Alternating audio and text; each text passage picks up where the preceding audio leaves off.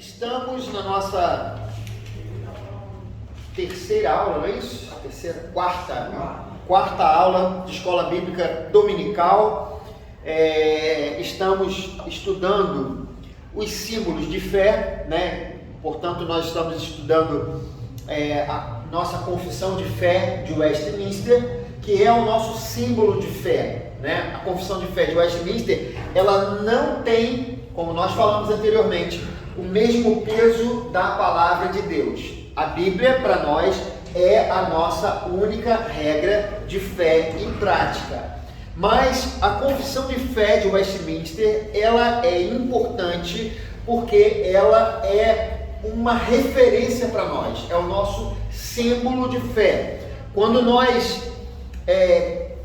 precisamos compreender de uma maneira objetiva as nossas doutrinas, nós temos os símbolos de fé como referência. Isso é uma coisa muito importante, porque há séculos a igreja presbiteriana mantém o mesmo entendimento a respeito da fé, né? Homens zelosos com a palavra, né? Preocupados em entender de modo adequado as escrituras ali naquele período da reforma, um pouquinho depois, eles se reuniram e redigiram esse documento importante que nós temos hoje, né? Como eu falei, a gente não dá o mesmo peso da confissão, não existe o mesmo peso entre a confissão e a palavra de Deus, mas ele nos serve como uma referência, né? E o primeiro capítulo que nós estamos estudando é o capítulo da Escritura Sagrada. O que nós compreendemos sobre a Escritura Sagrada está resumido nesses pontos aqui do primeiro capítulo, né? Hoje nós vamos dar continuidade a esse estudo, que é o estudo da Escritura Sagrada. Só a gente fazer um mini flashback, né? Voltando um pouquinho aqui às aulas anteriores, nós vimos que para que houvesse entendimento a respeito de Deus, o próprio Deus teve que se manifestar, ele teve que se revelar. A palavra revelar significa tirar o véu. Nós, desde que nos afastamos de Deus, perdemos a capacidade de discernir Deus. Então, o máximo que o homem pode ter a respeito do Criador de todas as coisas é a partir de suposição, a partir de como é que fala, queridos? Quando você imaginação, insights, né? A pessoa pode ter uma ideia a respeito de Deus, ela pode formular alguma coisa a respeito de Deus através da sua mente, mas a mente humana, por mais prodigiosa que ela seja, e a mente humana já produziu muitas coisas importantes na humanidade, né? Mas ela não é capaz de entender aquilo que existe para além dessa dimensão na qual nós vivemos. A Bíblia nos diz por que isso acontece. Antes nós fomos criados para estar com Deus,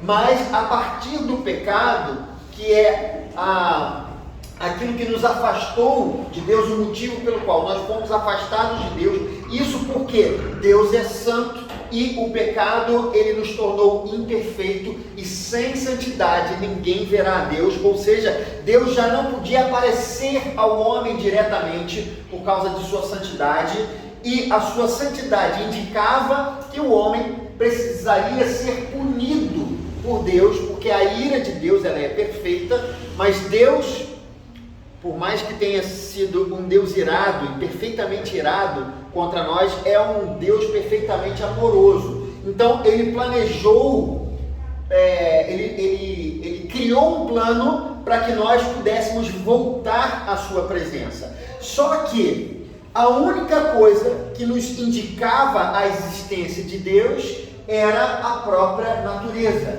Nós olhamos para esse universo e nós dizemos, existe um Deus. É impossível o homem dizer que não existe Deus olhando a partir das coisas que foram criadas. Sim, muitas pessoas dizem, mas se você levar as últimas consequências toda a existência desse universo, você vai ver que é impossível que isso tenha surgido do nada, né? Tudo isso tenha sido apenas fruto do acaso.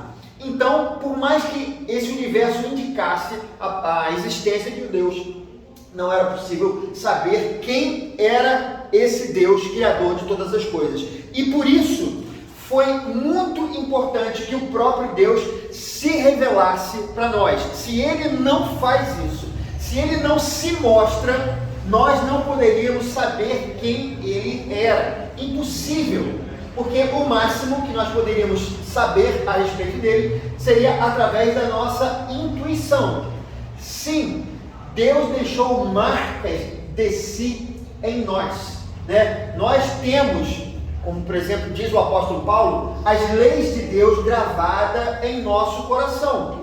O homem consegue discernir por si só o que é certo e o que é errado. Diferente do que se falava anteriormente, algumas correntes filosóficas, sobre que o homem, ele é uma tábua rasa, ele nasce sem saber o que é bom, o que é mal, o certo e o errado. Na verdade, o que nós entendemos é que o homem nasce com esta lei de Deus gravada em seu coração. Todo ser humano sabe que existe um Deus que precisa ser adorado. A eternidade, como diz Eclesiastes, está no coração do homem, e todo homem sabe, por exemplo, que ele precisa amar o próximo. Não é correto em nenhuma cultura uma pessoa matar a outra pessoa, né? Então as pessoas sabem disso. Isso é algo que está no coração de cada ser humano, está gravado, a lei de Deus está gravada no coração do homem, mas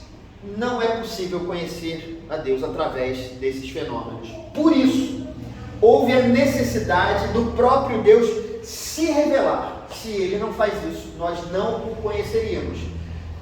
Deus, para que pudesse se fazer conhecido ao homem, primeiro pensava várias pessoas de maneira aleatória. Nós falamos sobre isso. E aí, Deus falava um pouquinho de si para essas pessoas. Não de modo pleno, não de modo completo, porque é impossível que qualquer pessoa, por si só, possa adquirir o conhecimento pleno de Deus, que existe em uma só pessoa, que é Jesus Cristo. Mas Deus, ele se mostrava para as pessoas do período antigo, né? Dos tempos antigos. Só que, vocês se lembram que eu falei do telefone sem fio? Esse conhecimento de Deus que você fez assim, não, né?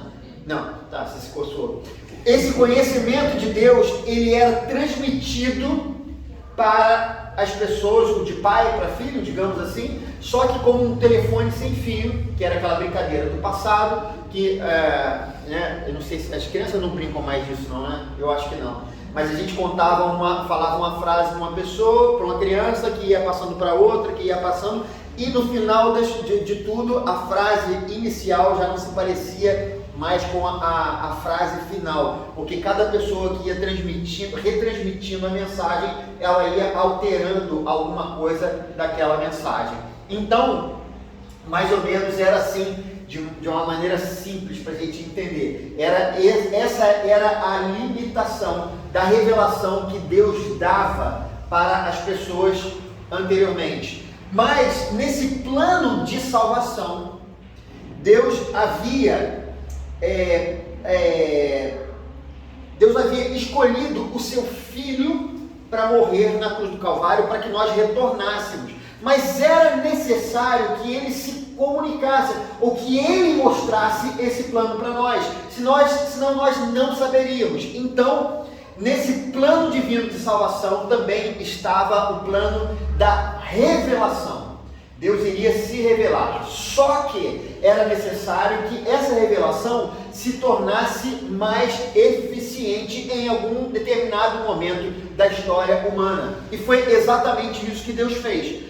Deus, que sempre pensava algumas pessoas, resolveu pensar um homem específico. Esse homem era Abraão. Ele não era diferente de qualquer outra pessoa. Ele não tinha o conhecimento de Deus, ele não tinha o entendimento de Deus que muitas vezes nós pressupomos. O contexto dele era o contexto dos deuses, né? Como fala? Dos vários deuses.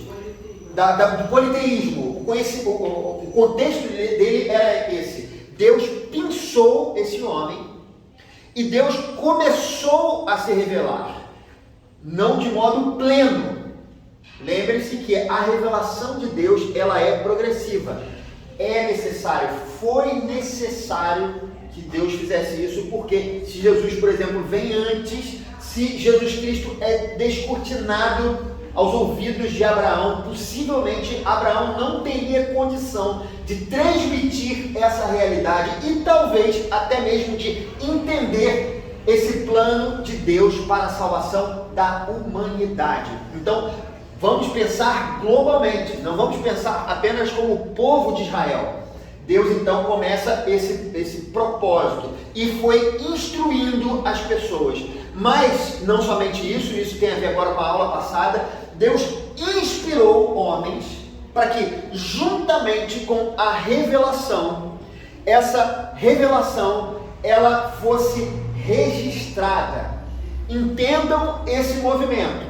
Esse é um movimento onde Deus fala sobre si, mas para que o telefone sem fio fosse evitado, era necessário que Deus passasse a usar uma ferramenta muito importante desenvolvida pela humanidade, e essa ferramenta se chama escrita, né? A escrita é uma das coisas mais importantes criadas pelo ser humano, né? E Deus se utilizou dessa ferramenta para que a revelação dele fosse registrada, para que isso não dependesse mais de homens falíveis, né? Existiam muitos homens bons na história da redenção, mas existiam homens falíveis também, né? O próprio Davi era um homem segundo o coração de Deus, mas ele era um homem falível. Ele contribuiu para a revelação, mas ele próprio não era a revelação. Então, esse foi o método que Deus escolheu para que essa revelação fosse comunicada a nós. Então, queridos, revelação e inspiração. Isso foi acontecendo, essa revelação, ao mesmo tempo, essa inspiração, no qual os textos bíblicos foram sendo registrados até que Jesus Cristo chegou. Jesus Cristo, ele não escreveu algum texto bíblico, né? Mas ele revelou o Pai. Se nós quisermos saber alguma coisa sobre Deus, ou o que nós pudermos saber sobre Deus, está em Jesus Cristo, né? Ele revela o Pai. Ao mesmo tempo, o Espírito Santo de Deus, ele conduziu as pessoas para que essa revelação ela fosse redigida, ela fosse registrada. Entenderam? Então, isso aconteceu duplamente. Ao mesmo tempo que acontecia a revelação, ao mesmo tempo Deus ia inspirando. Às vezes acontecia junto, às vezes acontecia separado, né? Às vezes, alguns dos escritores bíblicos tinham noção daquilo que eles estavam fazendo. Às vezes não tinham noção, né? Como, por exemplo, eu falei sobre a carta aos Coríntios, que Paulo estava escrevendo para resolver o problema. E na minha opinião, tão somente minha opinião, né? Ele não tinha noção de que aquela carta se tornaria um escrito sagrado. Mas quando a gente olha, talvez Efésios, talvez seja diferente. Não estou dizendo que é ou não é. Só estou dizendo que ali ele estava registrando algo muito importante para a igreja, como apóstolo. Pedro, ele escreveu também entendendo que ele estava no final dos seus dias. Era necessário deixar instrução para a igreja. Pode ser que Pedro tivesse esse entendimento de que Deus estava inspirando ele a escrever. A questão é, Deus escolheu essas pessoas. A inspiração, quando nós falamos sobre isso, não é inspiração mecânica. A inspiração, ela é orgânica. O que isso significa? Inspiração mecânica é se Deus dissesse exatamente o que cada pessoa tivesse que escrever, né? Se, por exemplo, imaginem que só eu saiba digitar na máquina de escrever. Vocês não fizeram datilografia, portanto vocês não conseguem. Você fez? Então tá, ela fez. Aí eu chamo ela aqui à frente. Gente, a gente precisa escrever um texto, mas acabou a luz. Não temos como escrever um documento. Aí alguém aparece com uma máquina de escrever aqui, dizendo, olha que coisa maravilhosa.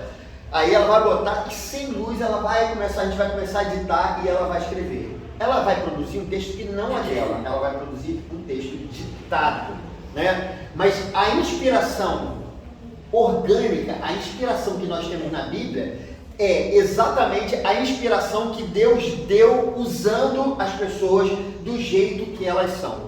É algo, queridos, que não é corriqueiro, tá? Entendam isso.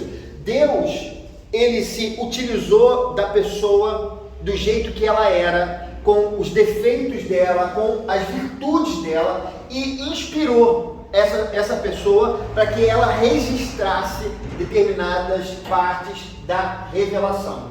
Entenderam? É um tanto quanto estranho, mas se você vai ler a Bíblia, você percebe que há uma coesão na mensagem bíblica, e essa coesão é referente à revelação. Os livros são diferentes, os autores são diferentes, os estilos e as épocas para se construir cada um dos textos era diferente, mas a mensagem, que é a revelação, que é Deus mostrando o caminho de salvação para o homem, ela está do início ao fim muito bem costurada nas Escrituras. Nós dizemos que Deus, ele é o autor primário das Escrituras, e o homem, ele é o autor secundário. Entenderam? Não foi de maneira mecânica, foi de uma maneira orgânica, mas isso foi soprado por Deus. Deus soprando a sua palavra ao homem. Fala. Você sabe que eu acho, porque depois eu parei de ouvir, que tem uma religião que tem um diálogo de Jesus com Ismael. Mas tem muita coisa, né? Tem muita coisa esquisita, essa aí também pode ter. Sim, que há um diálogo entre eles, né, lá, né?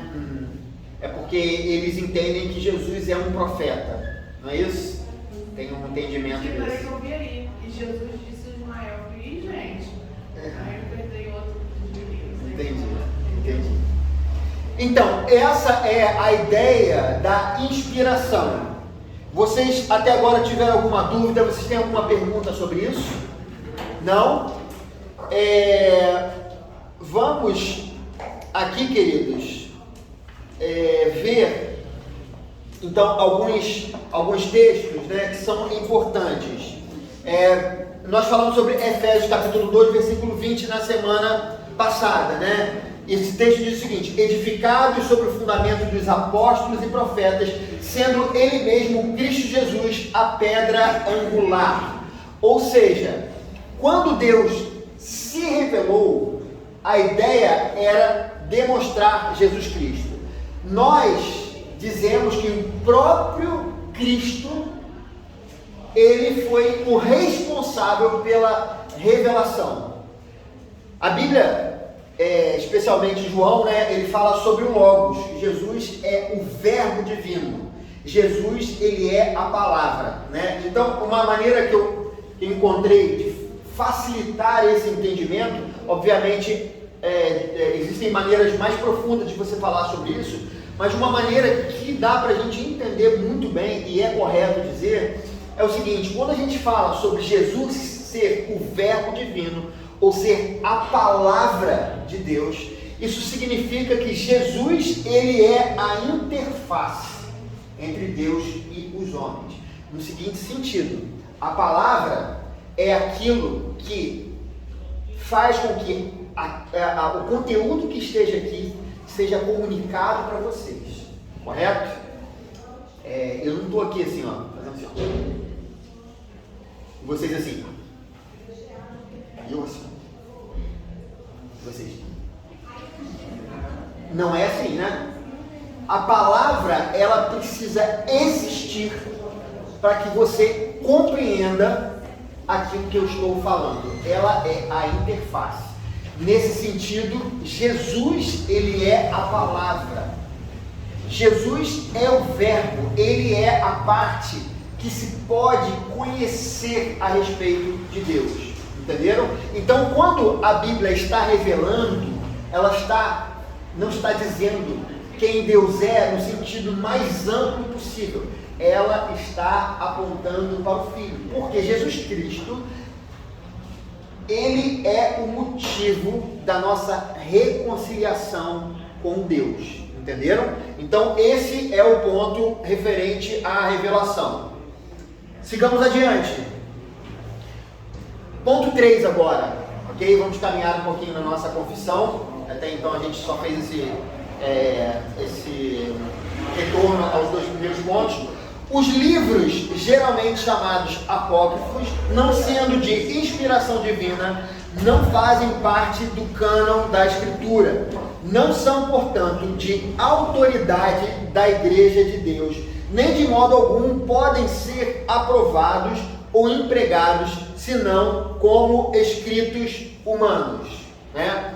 Então, só para a gente começar esse ponto aqui, que é importante, ele fala sobre os livros apócrifos. Muito bem. Quem sabe o que são os escritos apócrifos? Não inspirados. Não inspirados. Muito bem. Alguém tem mais alguma informação sobre esses escritos? Eles estão na Bíblia Católica. Estão na Bíblia Católica, né? Mais alguma coisa? A diferença do nosso cânon para o cânon da Igreja Católica? Vocês sabem? Muito bem. Quantos livros nós temos no Antigo Testamento? 39. Vocês sabem quantos livros tem no cânon católico? 40 e mais 2. 46. 46 livros. Existem 7 livros a mais na Bíblia, na chamada Bíblia Católica. Entendeu? Essa é a diferença. O Novo Testamento é igual. O Antigo Testamento, ele é diferente.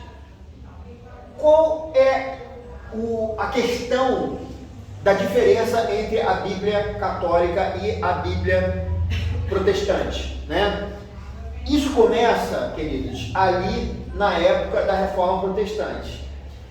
Quando Lutero começou o movimento dele de reforma, a ideia dele não era sair da Igreja Católica, era reformar a Igreja Católica, que ele entendia que estava com um entendimento equivocado a respeito das Escrituras. Então, quando ele faz esse movimento, ele percebe que quando ele volta lá atrás, alguns livros, eles não estavam dentro do cânon. Eles eram do cânon bíblico, o cânon usado pela igreja, né?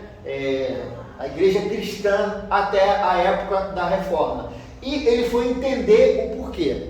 E esses livros, eles não havia uma clara visão sobre eles, se eles eram inspirados ou não. Esses livros, eles foram traduzidos numa versão chamada Septuaginta, né? Que eram livros do chamado Antigo Testamento, que foram traduzidos do hebraico para o grego. Quando houve essa tradução, ali por volta do ano 250, se a minha memória não está falhando, eles traduziram 250 a.C. Quando eles fizeram a tradução, eles não tinham muito claro quais livros eram canônicos e quais livros não eram canônicos. Então eles fizeram a tradução desses livros que nós temos hoje na Igreja Católica. Mas, na verdade, esses livros não estavam muito claros, esses 7. Os demais livros, os 39, eles eram usados de maneira na qual eles entendiam que eles eram autoritativos, eram livros que foram inspirados por Deus. Esses outros, como não havia muita certeza sobre eles, então eles meio que foram deixados de lado. E aí algumas pessoas usavam, outras não usavam e tudo mais. Quando houve o momento da Reforma Protestante, Lutero, ele entendeu que aqueles livros que não eram usados no Antigo Testamento, da época do Antigo Testamento, eles não eram usados ali por um propósito, por um motivo. Os judeus, eles não reconheciam por um determinado motivo, que aqueles livros, eles não continham a autoridade divina, né? E por isso, eles não eram entendidos como palavra de Deus. E por isso, Lutero, ele deixou de lado esses livros. A lógica de nós, reformados, dos protestantes, a lógica é que, de alguma maneira, esses livros, eles precisam, a mensagem do livro, ele precisa ser uma mensagem que se coaduna com a revelação de Jesus Cristo. E esses livros, que são Judite, Eclesiástico, Sabedoria, Tobias, Baruque, Macabeus 1 e 2, e mais algum que eu esqueci. Tem passagem do livro de Daniel também. Passagem de Daniel, passagem de Esther. Não, são 7, eu contei 7, agora que eu estou vendo. Eu estava assim. Então, o que acontece? Esses livros, eles são completamente dispensáveis quando nós falamos sobre revelação de Deus. Eles não se coadunam com a mensagem principal do Evangelho. Entendeu? Eles não apontam para Jesus Cristo. Eu já li esses livros para conhecimento e, assim, historicamente, alguns deles são bem interessantes. Outro eu achei, teve um lá que eu achei chato, desnecessário. Outros se parecem com aquilo que nós temos sobre, como é que é? Provérbio de Salomão, né? Ele é parecido e tal, mas a essência é diferente, não aponta para Jesus Cristo. Os livros do Antigo Testamento, eles apontam o que nós temos, os 39, eles são coesos na mensagem de apontar Jesus Cristo. Eles falam diretamente sobre Jesus ou indiretamente sobre Jesus. Essa é a questão. Então, esses livros, eles foram eliminados. A Igreja Católica, ela, por conta disso, ela resolveu fazer um concílio e ela decidiu, como é que fala, queridos? Ela decidiu colocar esses livros no cânon. Essa foi uma decisão da Igreja Católica. Qual é a questão? Questão de visão. Nós entendemos que a Bíblia, ela precisa por si só dizer se ela é ou não a palavra de Deus. A Igreja Católica entende que ela, por si só, os papas e os concílios, eles decidem que livros fazem parte do cânon divino. Entenderam a diferença? Nós não dizemos assim, não é a igreja que pega os livros e diz assim, a partir de agora esses livros são livros sagrados. Na verdade, para nós é o contrário, os livros dizem e a Igreja de Jesus, ela apenas reconhece. Ela volta atrás na história, vê que há muitos e muitos anos, há séculos, a Igreja se utiliza desses livros aqui que nós temos no Antigo Testamento, entendendo que eles são palavra de Deus, tá? Alguns desses livros, por exemplo, da Igreja Católica, eles nem foram escritos no Antigo Testamento, nem foram escritos pelo próprio povo de Israel. E essa é uma condição, conforme a gente vê nos textos bíblicos do Novo Testamento. Fala. Uma curiosidade. Pode falar. Quem foi responsável por esse processo, né, de escolha dos livros que comporiam o cânone? Então, você está dizendo para que os reformadores chegassem a essa conclusão, é isso? Ou você está falando diretamente dos reformadores? Porque os reformadores, eles só se deram conta de que esses livros, eles eram livros que eram inspirados por Deus por si só, e a igreja reconhecia esses livros. Você está falando isso na época dos reformadores ou antes? Quando esse processo da organização do cânon foi feita na igreja? Esse processo. Entendi.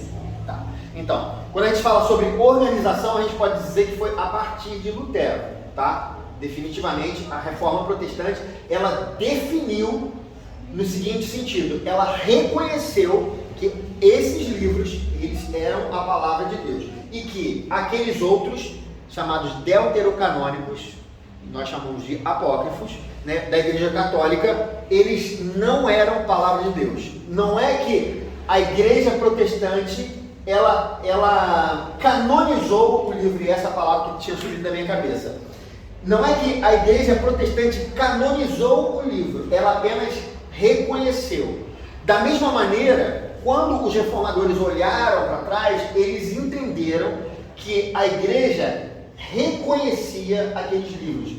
Eles são citados, por exemplo, Antigo Testamento, pelo próprio Jesus Cristo, pelos apóstolos, tem várias e várias citações na Bíblia, né? No Novo Testamento. E aí, conforme o tempo foi passando, você percebe que os grandes teólogos da igreja, a própria igreja, usava determinadas porções da Escritura como palavra de Deus, como palavra de Deus revelada, e outras não, entendeu? E aí, nesse entendimento, eles viram que as porções usadas pela igreja, elas tinham a ver com Jesus Cristo, com a revelação do Filho de Deus, com a revelação do plano de salvação para a humanidade. Então, na verdade, isso foi sendo, eu não queria usar essa palavra, porque talvez ela não seja mais precisa, mas Deus foi conduzindo a igreja a encontrar essa formulação que nós temos. A Bíblia, ela é a palavra de Deus, é algo sobrenatural. A Bíblia, entendo isso, a mensagem do Evangelho, não o papel. A mensagem do Evangelho, ela é sobrenatural e ela se difere de qualquer outro escrito inspirado, no sentido, nesse sentido corriqueiro da palavra. Você quer falar mais do perguntar? A compilação de outros livros que formam, né, essa biblioteca, da Bíblia, ela foi então feita pelos reformadores, para poder formar essa... Na verdade é o seguinte, os reformadores, eles apenas reconheceram, aí é o ponto, reconheceram que os livros deuterocanônicos não eram livros inspirados. Já existia pela Igreja Católica. Esse é o ponto. A Igreja Católica, ela canonizou. Ela disse, esses livros, a partir de agora, eles são sagrados. Entenderam? Esse é o ponto da Igreja Católica. Esses livros, eles são sagrados. Com relação à Igreja Protestante, não. A Igreja Protestante, ela reconheceu, esses livros não são canônicos. Eles não são inspirados. Entenderam? Não sei se eu consegui ser claro na diferença. Eu queria que alguém chamasse o Cristiano aqui. Alguém pode chamar o Cristiano aqui para mim?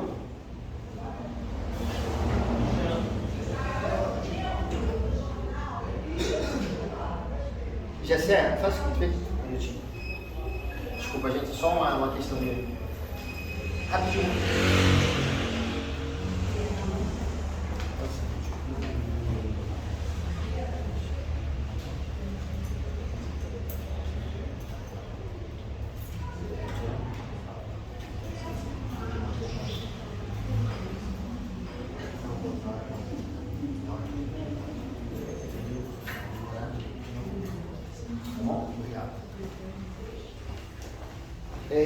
Muito bem, queridos.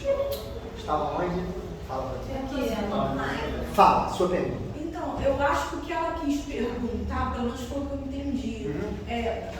Você trouxe o ponto dos reformadores que entenderam que aquele livro eles canonizaram, vamos colocar assim.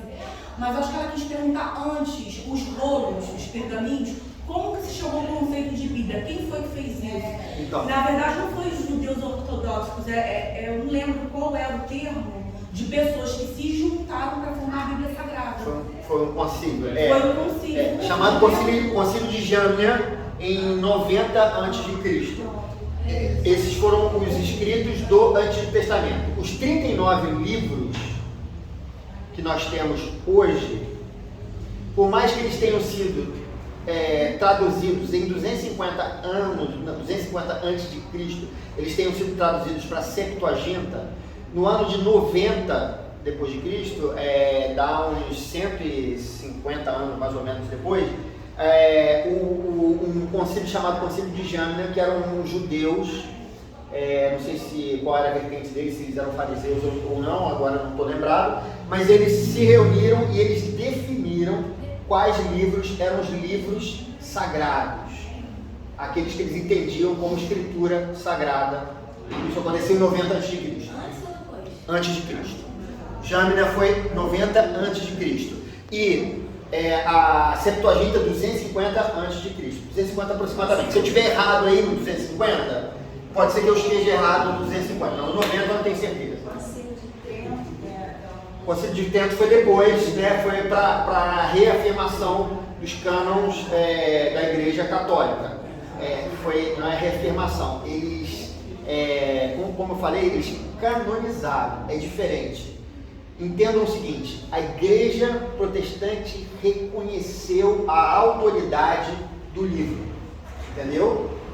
A Igreja Protestante, ela reconheceu a autoridade do livro, dos livros sagrados. A Igreja Católica não vê dessa forma. Ela acha que a Igreja tem autoridade para dizer: a partir de agora esse livro é sagrado. Entendeu? Fala. Pode ter algum escrito que é inspirado por Deus na época, por exemplo, o apóstolo Paulo, e que não entrou nas escrituras? Por exemplo, eu lembro que eu estava lendo o livro de... não lembro. Uma das cartas de Paulo, ele fala: como dizia Jesus, mais bem-aventurado foi dado do que receber. E nenhum dos evangelhos tem essa frase de Jesus. Quer dizer, isso aí ou era uma tradição oral que alguém passou para Paulo, Paulo não conviveu com Jesus, ou era um escrito que havia na época que tinha um sermão de Jesus, por exemplo, que poderia ter, mas isso só ficou registrado. Paulo cita ali, mas não está registrado nos livros da Bíblia. Então, quando a gente olha da perspectiva da soberania de Deus, a gente tem, o entendimento ele tem que ser amplo, né? Então, quando a gente olha da perspectiva da soberania de Deus estar no controle de todas as coisas, de que a Bíblia, ela é o nosso GPS para a nossa salvação, né? E que o que a Bíblia nos fala, ela já é o suficiente, nada mais precisa ser acrescentado para a nossa salvação. Ainda que houvessem outros escritos inspirados, eles não eram inspirados dessa perspectiva da revelação divina, entendeu? Esse é o ponto. Eu falei na semana passada que o apóstolo Paulo escreveu 4 cartas para os irmãos de Corinto. Só que nós temos apenas 2 registradas, né? Os outros escritos, eles não eram palavra de Deus? Será que Paulo estava falando besteira e tal? Eu duvido que ele tenha falado besteira naquelas cartas. E pelo que a gente vê, na terceira carta, que é a segunda carta, né, que nós dizemos, não, a terceira acho que é a segunda carta, acho que é a quarta. Enfim, não vou entrar com a cabeça com vocês não. O que a gente percebe é que aquela carta anterior, que a gente não tem conhecimento, ela foi muito dura. Por algum motivo, algum propósito, Deus não quis preservar aquele escrito, ou Deus não quis colocar aquele escrito no mesmo pé de igualdade dos demais livros. Porque Deus tem um objetivo com a palavra de Deus, que é nos mostrar Jesus Cristo, que é a nossa salvação. E o objetivo de Deus não era um objetivo histórico, de demonstrar como as cartas se desenvolveram, como foi o cristianismo, apesar de fato mostrar isso, mas até mesmo quando a Bíblia ela tem um relato histórico, existe um objetivo específico, que é nos trazer a salvação, entendeu? Então, se tem algum outro escrito, por exemplo, a gente tem o profeta Jeremias, ele escreveu várias coisas que o Senhor tinha dado para ele, e um dos reis, que eu não lembro qual foi, foi lá e rasgou as leis todas, né? Então, ele falou para o seu amanuense para ele escrever aquelas palavras novamente e ainda adicionou outras palavras, né?